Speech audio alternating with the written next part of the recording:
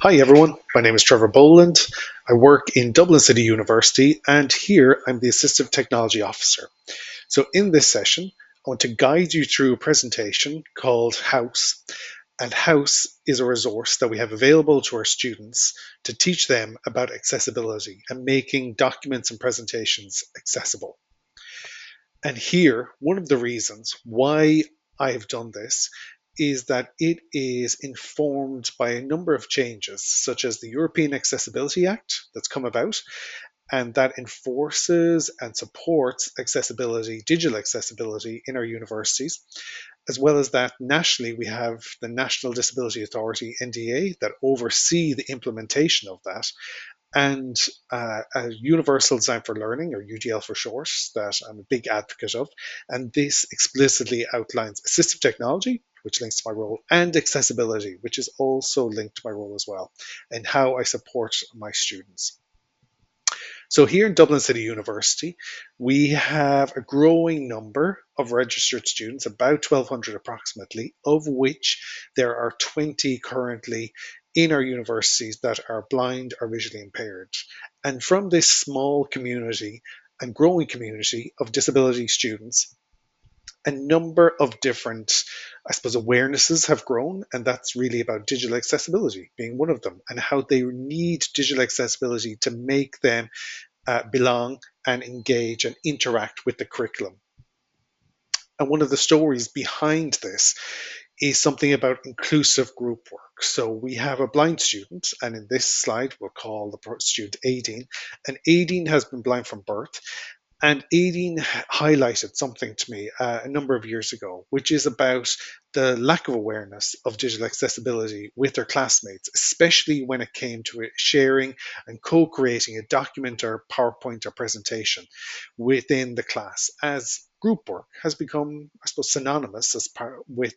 the curriculum and how we assess our students. So as a result, with Aideen, a number of questions arose, like who draws attention to the need for an accessible document or presentation, and then who makes it accessible. So the classmates, and if it is the classmates who do this, who brings about the training then for those students,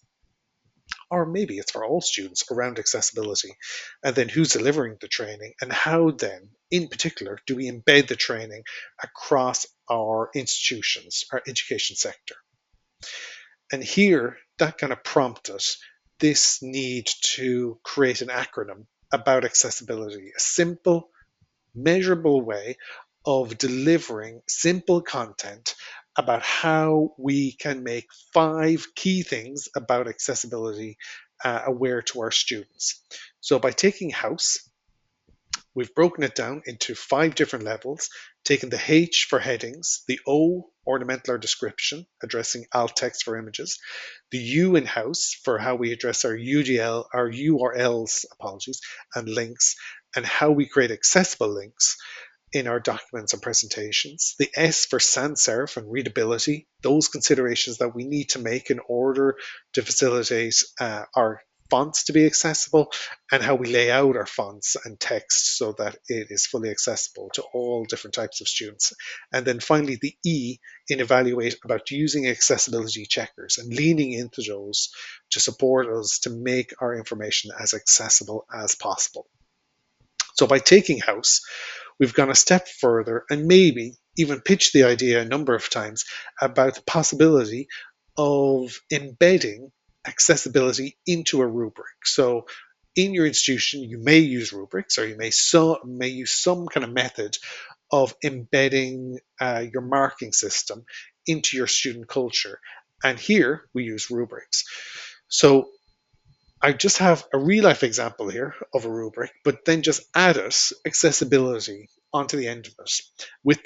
the idea or the hope that we can start to maybe think about how we can embed accessibility is in our rubric. So luckily, accessibility is measurable, and we can find out if students have or haven't considered accessibility in their essays, documents, reports, and by doing so, maybe this can become a first step about looking at and developing a new awareness and culture around accessibility with our students in mind, and reminding them about how accessibility is part of their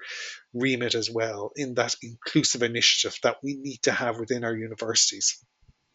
And by creating accessibility in a rubric, that these ripples can mean that all our students then can create accessible group work situations for that student I mentioned earlier, aiding and making accessible assignments. And as the students progress, they can make accessible theses, dissertations. Even as they become publishers and researchers, they can make digitally accessible articles, and as they go on even further and hopefully become PhDs or doctorate holders, that work that they continue on for the rest of their lives has that embedded notion and awareness about making it accessible to all different types of readers, and even for those who might go into the workplace then afterwards, about how this accessibility awareness and skill is transferable to different situations such as the workplace. So, in short, what I'm really advocating is that by looking at H.O.U.S.E and creating awareness around 5 simple accessibility awarenesses that they can embed into their assignments and group work, that really we're embedding empathy, about how our students can think about inclusion and make it their own business, about accessibility as a transversal or transferable skill to the workplace, or how they research as well, and then how they are part of this inclusion initiative as well as students, and the types of skills that they need to support their awareness of inclusion. And then the other thing is accessibility skills are going to become and like suitable and deemable and worthy of becoming employable. So, in short, if you want to explore more, we have a website here called dcu.ie/students/House of Accessibility. If you want to learn more about this House of Accessibility initiative and why it was developed and what it looks like,